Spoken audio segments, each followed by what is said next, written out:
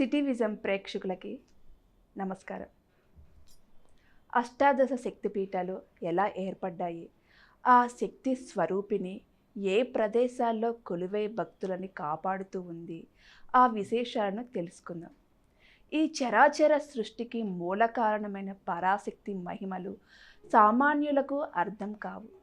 విశ్వ శ్రేయస్సు కోసం లోక రక్షణకే ఎన్నో లీలలు ఆ జగన్మాత ఎన్నో రూపాలతో అవతరిస్తూ ఉంటుంది.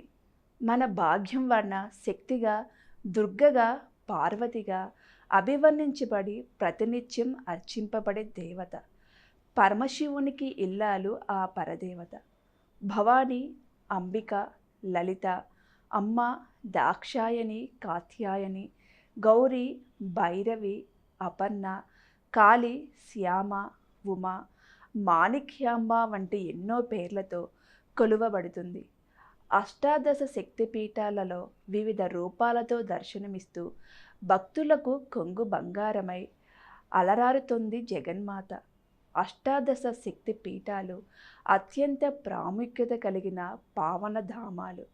ఆ దివ్యక్షేత్రాల వైభవం గురించి, ఆ తల్లి ఆ క్షేత్రాలలో ఎలా అవతరించిందో తెలుసుకుందాం.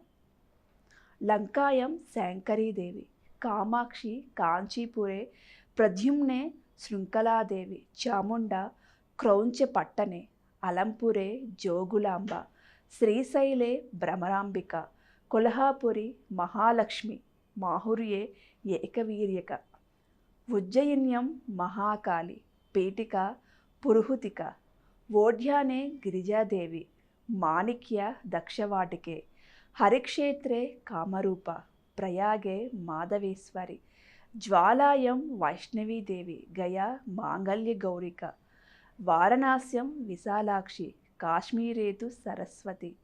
అష్టాదశ సుపీఠాని యోగినామపి దుర్లభం, సాయంకాలే పటే నిత్యం సర్వశత్రు వినాశనం, సర్వరోగహరాం దివ్యం సర్వ సంపత్కరం శుభం.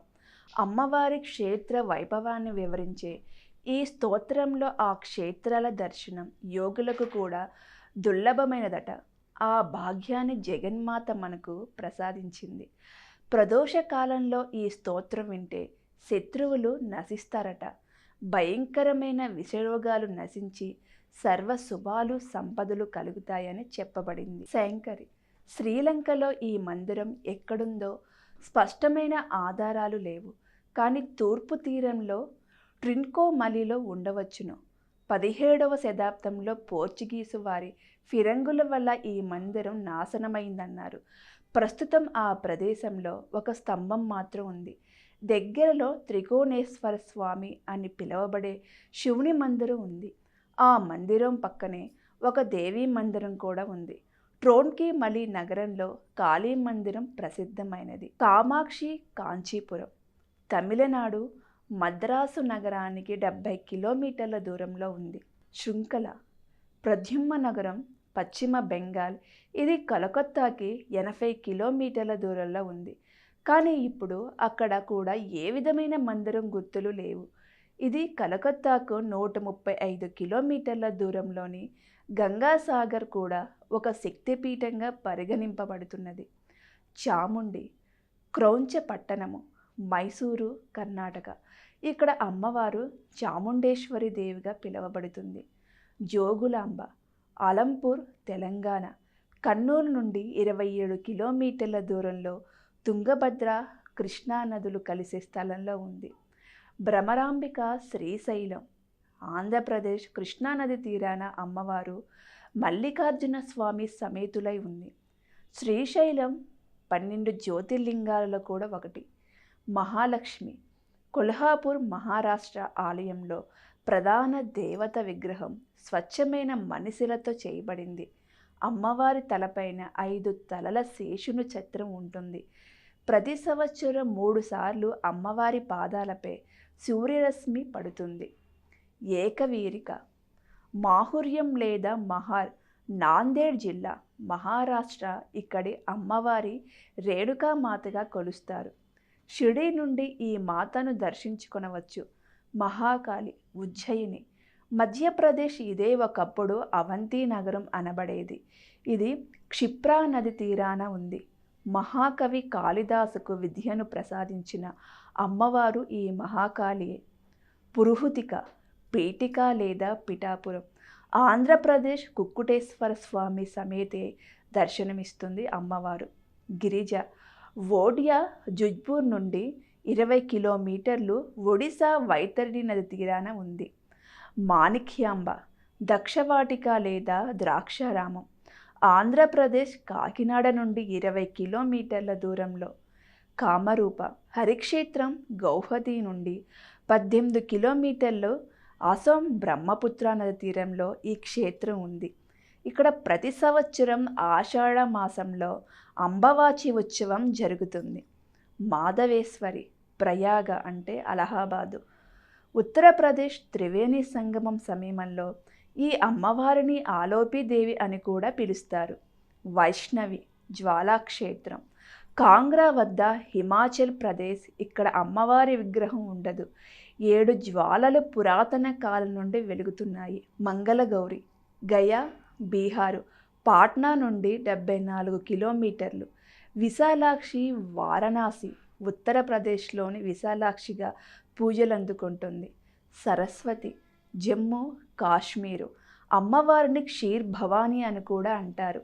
పాక్ ఆక్రమిత కాశ్మీరులో ముజఫరాబాద్కు 150 కిలోమీటర్ల దూరంలో ఇది ఉందంటారు.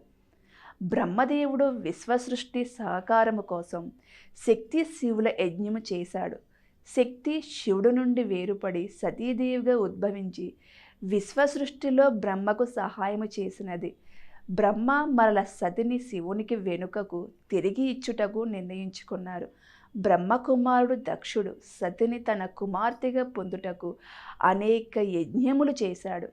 దక్ష ప్రజాపతికి సతీదేవి కుమార్తెగా జన్మించినది. సతీదేవి ఈశ్వరుని వివాహము చేసుకోవాలని తలించింది.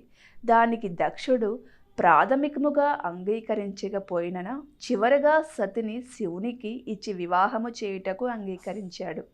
బ్రహ్మ పృథ్వీని తప్పుడు ఉద్దేశముతో చూడగా శివుడు బ్రహ్మపై కోపము చెంది తన త్రిశూలముతో బ్రహ్మ 5వ శిరస్సు నరికివేసినాడు. అందుకు కోపగించగా దక్షుడు తన కుమార్తె సతిని శివునికి ఇచ్చి వివాహము చేయుట విరమించుకున్నాడు. కానీ సతి శివుని యందు ఆకర్షితురాలే శివుని వివాహమాడినది. ఈ వివాహము దక్షునికి శివుని యందు ద్వేషము పెంచినది. దక్షుడు నీరేశ్వర యాగం చేయుటకు సంకల్పించి అందరూ దేవతలకు ఆహ్వానము పంపి కైలాసమందున్న శివసతులకు ఆహ్వానము పంపలేదు. శివుడు యజ్ఞమునకు వెళ్ళవద్దని వారించినను సతీదేవి వినక నంది మరియు ఇతర ప్రమద ఘనాలను వెంటబెట్టుకొని యజ్ఞమునకు వెళ్ళినది. యజ్ఞమునందు దక్ష ప్రజాపతి చేయు శివనింద సహించలేక అవమానింపబడిన దక్షుని కుమార్తె మరి శివుని భార్య సతీదేవి యోగులకు కూడా సాధ్యం కాని యోగాన్ని ఆరంభించింది. పంచ ప్రాణాలను వాటి మూల స్థానాల్లోంచి కదిలించింది. దాంతో సమాధి స్థితిలో ఉన్న ఆమె శరీరం నుండి మంటలు ఎగిసిపడ్డాయి. ఆ యోగాగ్నిలో సతీదేవి దహనమైపోయింది. సతీదేవి ఆత్మాహుతి గురించి యోగ సమాధిలో ఉన్న పరమేశ్వరుడు విని క్రోధంతో రగిలిపోయాడు. ప్రళయ తాండవం చేశాడు. ఆ తాండవంలో శిరస్సు నుండి జట ఒకటి తెంచి భూమి మీదకి విసిరాడు. జట నుంచి మంటలు చెలరేగాయి. ఆ మంటల్లోంచి వీరభద్రుడు పుట్టాడు. 1000 చేతులు, నల్లటి దేహంతో ఆకాశం అంతటా ఎత్తుగా నిలిచాడు వీరభద్రుడు. నిప్పులు చెరుగుతున్న 3 కళ్ళు, అగ్ని జ్వాలల్లా ఎగిసిపడుతున్న జటలు, 1000 చేతుల్లోనూ త్రిశూలాది ఆయుధాలు, మెడలో కపాల మూలికలతో అరివీర భయంకరంగా ప్రత్యక్షమయ్యాడు వీరభద్రుడు. శివునికి సాష్టాంగ ప్రణామం చేశాడు. శివుడు ప్రమద ఘనాలతో బయలుదేరి వెళ్ళి దక్షుని యజ్ఞం ధ్వంసం చేయి అని ఆజ్ఞాపించాడు శివుడు. మెడలో కపాలమాలతో వీరభద్రుడు మరియు నిప్పులను చిమ్ముతూ భద్రకాళి ఆ రాజ్యం యావత్తును రణరంగంగా మార్చేశారు. చివరికి దక్షుని కాపాడేందుకు ఆ విష్ణుమూర్తే వీరభద్రుని ఎదుర్కోవలసి వచ్చింది. ఎదురుగా సాక్షాత్తు ఆ నారాయణుడు నిలిచిన వీరభద్రుని నిలువరించడం సాధ్యం కాలేదు. ఇరువురి మధ్య ఘోర సమరం జరిగింది. ఆ పోరుధాటికి ముల్లోకాలు కంపించిపోయాయే కాని వారిరువురిలో ఏ ఒక్కరూ వెనక్కి తగ్గలేదు. ఇక విష్ణుమూర్తి తన ఆఖరి అస్త్రంగా సుదర్శన చక్రాన్ని ప్రయోగించాడు. వీరభద్రుడు ఆ సుదర్శన చక్రాన్ని కూడా మింగివేసి ముందు కురికాడు ఆగ్రహంతో.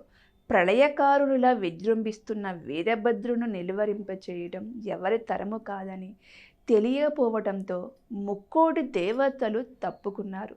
దక్షునిపై వీరభద్రుడు పగని తీర్చుకునేందుకు నారాయణుడు అవకాశం ఇచ్చాడు. అంతట వీరభద్రుడు కసితీరా దక్షుని సంహరించి విజయ గర్వంతో కైలాసానికి బయలుదేరాడు. సతీ వియోగ దుఃఖం తీరని శివుడు ఆమె మృత శరీరాన్ని అంటిపెట్టుకొని ఉండి తన జగద్రక్షణ కార్యాన్ని మానివేశాడు.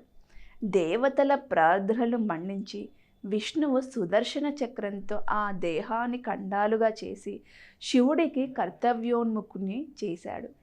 సతీదేవి శరీర భాగాలు అవిభక్త హిందూ దేశమునందు పడి ఆ దివ్యస్థలాలు శక్తిపీఠాలుగా భక్తులకు, ముఖ్యంగా తంత్ర సాధనకులకు ఆరాధన స్థలాలు అయినాయి. ప్రతి శక్తి పీఠంలోనూ దాక్షాయణి మాత భైరవునికి అంటే శివుని తోడుగా దర్శనమిస్తుంది. దక్షుని భార్య కోరికపై శివుడు మేషము అంటే మగమేక తలను దక్షుని మొండెమునకు అతికి మరలా బ్రతికించినాడు. సతీదేవి గజ్జ భాగము మాత్రము శ్రీలంకలోని ట్రింకోమలి నందు పడినది. అట్లు భాగములు పడిన ప్రదేశములపై 1851 మరియు 52 అనియు వివిధ కథనములు ఉన్నవి. అయినను అందు 18 భాగములు పడిన స్థలములు ముఖ్యమైనవిగా అష్టాదశ శక్తి పీఠములుగా వెలుగొందుతున్నాయి. ఆ జగన్మాత అందరినీ తరింపచేయటం కోసం అష్టాదశ పీఠాలలో కొలువై ఉంది. ఈ క్షేత్రాలను దర్శించే భాగ్యం మనకు ఇవ్వాలని కోరుకుందాం. మరో అంశంతో మరో సంచికలో మళ్ళీ కలుద్దాం. నమస్కారం.